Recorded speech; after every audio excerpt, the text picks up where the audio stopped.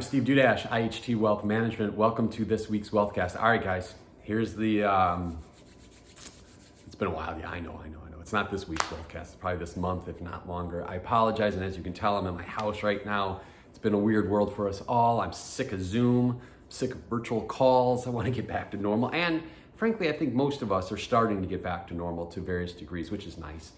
Not to say that everything's passed, but getting a little more normalcy in our lives, which is good. But I wanted to talk about this because it's coming up. I'm getting the same questions over and over again. And that is about the election, and more specifically, what does it mean to our portfolios? What should I be doing right now? Should I be selling right now? Should I be buying right now? Does it matter which party wins? All that kind of stuff. And I got to make this part clear.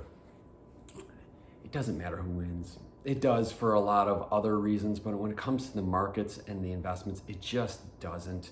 Statistically, both sides will spin these numbers to give you data that says why it's so much better when they win versus the other.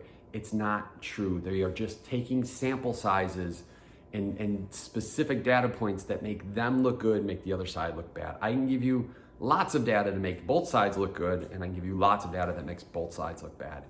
Don't get hung up on the emotional side. Don't get hung up on the fear that both sides are doing right now. And it's normal. Every 4 years, this is what happens. But what's going to happen is one side's going to win, and the other side's going to complain about it for a while, because they always do. And then a few months after that, everything will be back to normal. And the economy in the meantime is just going to keep plugging along, and the markets are going to keep plugging along.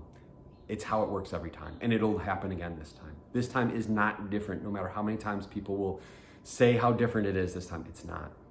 So what that does mean is, and I'll give you this too, a little more data, just so it's not just me saying it. In a normal year after the presidency, markets do about 9%. Doesn't matter which side wins. They're both very, very close to each other historically, 9%. In a normal year in the market as a whole, it goes up about 10%. So actually, after presidency, the markets tend to do slightly less than a normal year.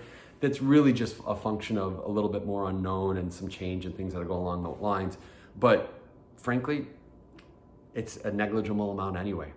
So what's more important, dramatically more important, is where are we in the economic cycle? Are we somewhere near a top, and therefore, no matter who would win in that presidency, the markets are going to, and the economy is pulling back? Are we somewhere near a bottom? And the same story could be said, no matter which president comes in, it goes up. I can give you examples, both sides, both parties, where that had nothing to do with the presidency, but more about the economic cycle they stepped in. So I guess why I'm saying all this is, don't let the emotion of this get above you or dictate your decisions. 6 months ago when we were talking to everybody, and everyone was obviously very concerned about what was going on in the world, we were saying, don't let the emotions get the best of you. We will get through this. We always get through this. Invest as if we'll get through it. Invest in that belief. And those people who did, frankly, have made a lot of money in the last 6 months. If you bought in March, you are happy today. No doubt about it. I'm saying the same thing now. Don't let the emotions get the better of you. Don't get hung up on this. We will be in a better place in 6 months. We will get through most of this virus stuff. We will get through this election stuff. We always do. We always do. So keep that in mind when you're investing between now and the election.